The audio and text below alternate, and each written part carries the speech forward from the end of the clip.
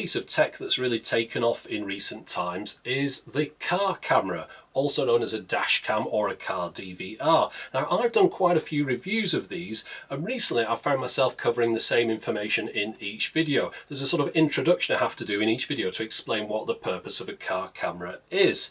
So I thought it'd be a good idea to pull that bit out of those videos and put it separately in this one here, so that all the newbies or the people who have just become aware of car cameras can watch this video where I explain all the different bits and pieces and commonalities between each car camera. And then the other videos that I do where I just review a car camera, we don't have to cover all that information again, and we can just do a shorter video that shows how the camera works and whether it's any good or not. So first off, let's talk about what a car camera is. A car camera or dash cam is designed to fit inside your car and take video of every journey that you do, so that in the event of an incident you've got evidence as to what's happened. Think of it as a very similar thing to an aircraft flight recorder, a black box that you get in a plane that again records every journey and is only used in the event of an incident. Now, of course, the incident in your car hopefully will be a lot less serious than one in a plane, but what it would demonstrate is who was at fault in the event of an accident. Let me give you a little bit of an explanation as to how that might occur. Imagine you were at a junction on a hill. You were waiting to set off. The car in front of you, instead of going forwards, reverses back and hits the front of your car. You get out and the person says that you drove into them. They didn't reverse into you. Now, how are you going to prove that? There's no one else around. The only way you're going to do it is with video evidence, because in the event of an accident like that, the blame always goes on the person that hits the rear of the person in front, i.e. you. But if you had video evidence, you could give that to your insurance company, and hopefully, if they were able to do anything with it, they'd be able to prove that you weren't at fault, the other driver was. You'd keep your no claims bonus and your insurance premiums wouldn't skyrocket. Now, that's a simple example. There's lots of other things that could happen. There's fraudsters that will jump on top of somebody's car and try and get a personal injury claim against them. There's videos on YouTube where you better see things like this, where people are just coming up to a traffic light and someone will jump on the bonnet of their car and feign an injury. And of course, less serious than that, but probably more interesting, you could actually catch some meteorite footage like the Russian videos did recently, which have prompted a lot of interest in car cameras. There's a few features that should be common to all purpose-built car cameras. The first one is automatic start and stop. Now, car cameras will be powered by your 12-volt power adapter. There are some that wire into the wiring in the car, but generally they'll plug into the 12-volt or lighter socket power supply in your car. Now, what the camera will do is every time your engine starts, your 12-volt power supply receives power. The camera recognises that and starts recording immediately. And then when you turn the engine off, the power gets disconnected to the 12-volt power supply and the camera stops recording. Now, of course, that's relying on the fact that you've got a switched 12-volt power supply, one that comes on when the ignition is turned. There are quite a few cars out there that don't have that, but car cameras generally rely upon that feature so that they can automatically start and stop. Now, the second feature that every car camera will have is very much like a security camera in a bank or a shop. It loops the video round. So you don't have to keep changing the memory card in it, or in the case of one of these bank videos, changing the videotape. What you would actually be doing is rewriting over the memory card that's in the camera. Now, the way it does this, the camera will record video in segments. You can usually select this in the menu, but imagine it records 3-minute segments. So you've got a memory card that will hold, say, 5 hours worth of video. As soon as you start driving the car, it automatically starts recording and records a 3-minute segment, then another 3-minute segment, then another one. It just fills up the card with 3-minute segments. You don't have to start and stop any of this. It just keeps filling it up until the card is full. And then when the card's full, it deletes the oldest 3-minute segment. And it just carries on like that. So what you're going to have, say on a card that will hold 5 hours of video, you'll have 5 hours of the most recent video. And it just keeps moving along so that you've always got the last 5 hours but nothing more. Now, it used to be a little bit of a problem that the cameras sometimes had a gap between each segment. So you were driving along and every time it started a new segment, you'd lose a couple of seconds worth of video where something could actually happen. But nowadays they've got over that problem and pretty much every camera now will have seamless recording. So you're still going to end up with a load of segments, but when you add them together, there's no gap between them. Now, if I'm reviewing a camera and there are gaps in between those segments, I'll be sure to let you know. Now let's talk about some common additional features that you get with certain car cameras. The first one is the G sensor. Now this is quite common nowadays. The idea of a G sensor is that it's a shock sensor. It will notice if the camera accelerates quickly, decelerates quickly, is hit from either side, top or bottom. It's a shock sensor. Now the idea with this is, in most cameras you can adjust the sensitivity of this up and down. But the concept is that if the camera is involved in some kind of sudden movement, the video file that's recording at the moment will be locked. And by locked, I mean it will put a flag on it, which means that it can't be overwritten. So your rest of your card will be overwritten, but this particular file will be saved, usually in a different folder or with a different naming format somewhere on the memory card. Now the concept of this is, of course, if you're in a crash and there's a video being recorded, you're not going to lose that footage. Now I've got a bit of a problem with G sensors because they're always too sensitive for me.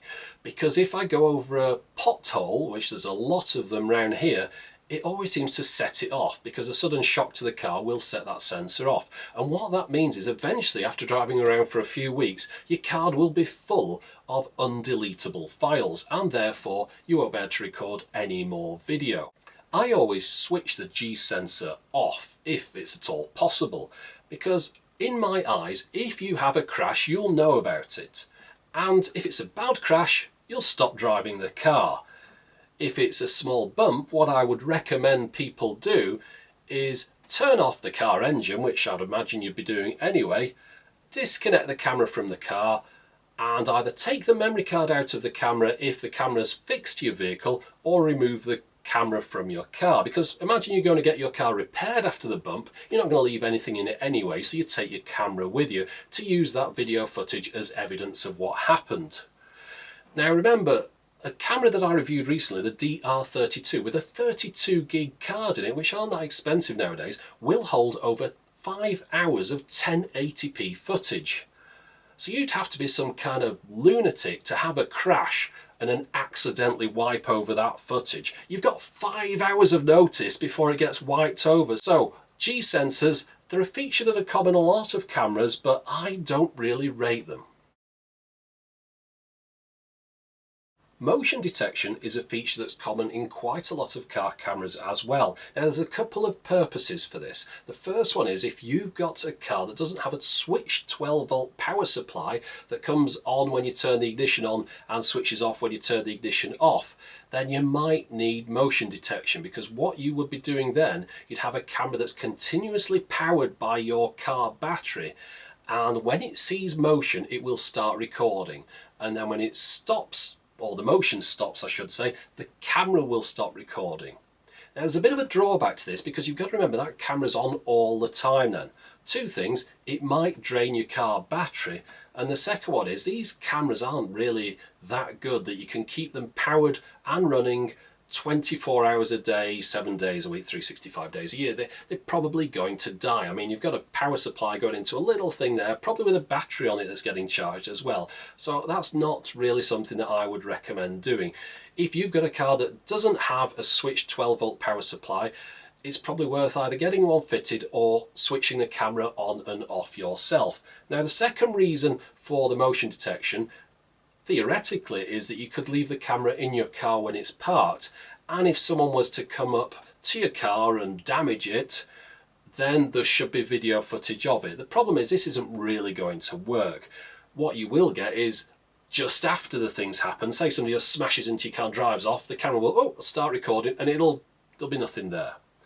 Also, somebody could smash into the back of your car, put a key all the way around your car, put a brick through the back window, and the camera's going to be sitting there not doing anything. So motion detection, I don't really think that's worthwhile. A lot of people think they can use these cameras as security cameras. I get a lot of emails, people asking which camera is the best one to put in their car to catch their lunatic neighbour that keeps scratching their car. And I always say none of them. A lot of cameras have batteries in them. I think the reason for this is, again, for the motion detection function. When you turn the car power off, you could switch the camera back on again in motion detection mode. But that's going to be a bit fiddly for you to remember every time you park up. And the thing with these batteries is, quite a lot of the cameras I review are these sort of cheap Chinese ones, and I wouldn't really think that a battery could be charged and discharged that many times in one of these cheap cameras without failing. If I want one of these cameras, I prefer it if it has a capacitor in it. The reason for the capacitor is so that when you switch the power off from the camera, it doesn't suddenly switch off and the camera kind of fails recording. What it does, it slowly shuts down in a controlled manner, maybe over the course of 10 seconds or so. It carefully puts itself to sleep, saves the file, and waits for you to start using the car again. GPS is becoming quite a common feature on car cameras, and I've got mixed feelings about it.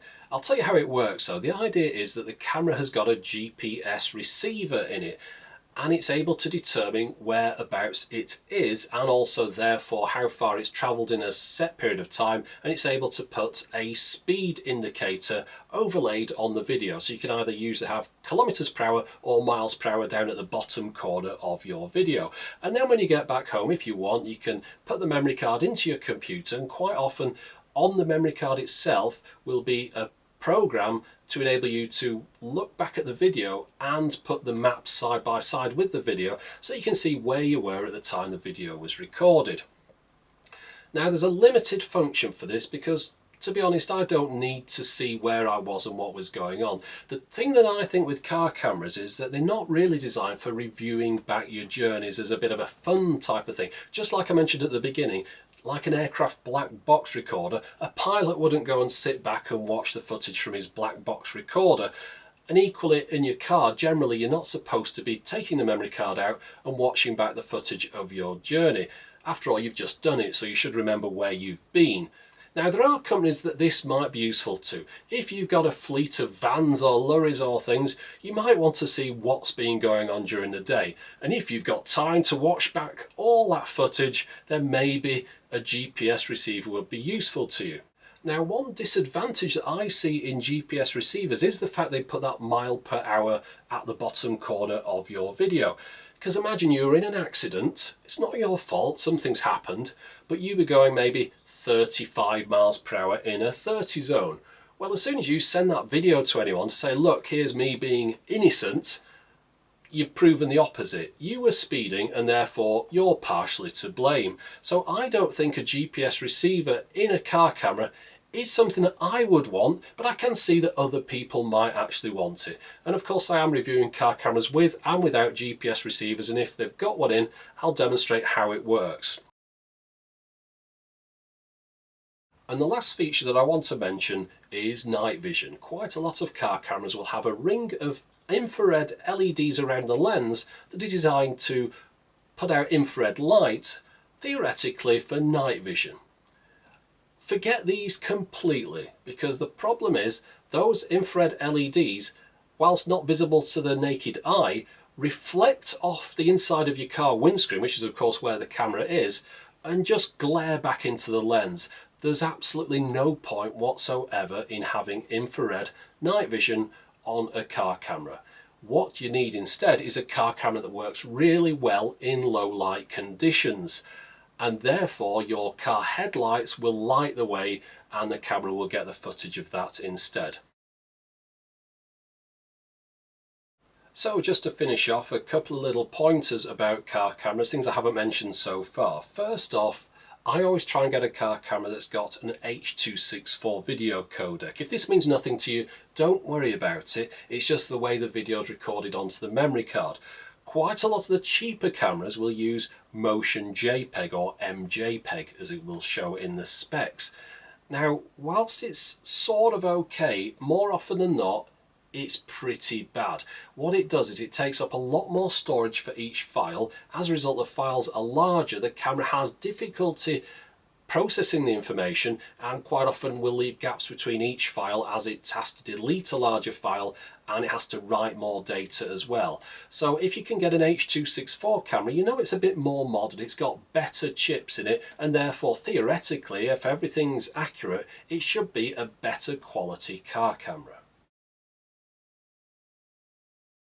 Always format the card inside the camera. There'll be a menu in the camera to enable you to do that, because when you format the card in the camera, it puts the card in the correct format for the camera, but also it quite often copies across information onto the memory card, such as the map playback program and different folders.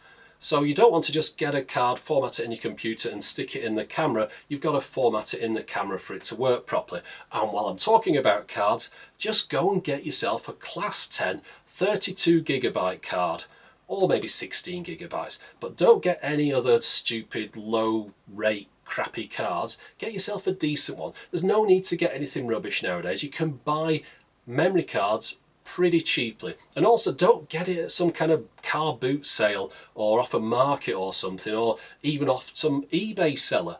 Make sure you get it from a reputable place that you know has a reputation that they don't want to destroy by selling you a fake card. Just the other day some chap got in touch with me and said, why is it when he formats his 16GB card in his car camera does it go down to 110 megabytes? It turned out he got a fake card.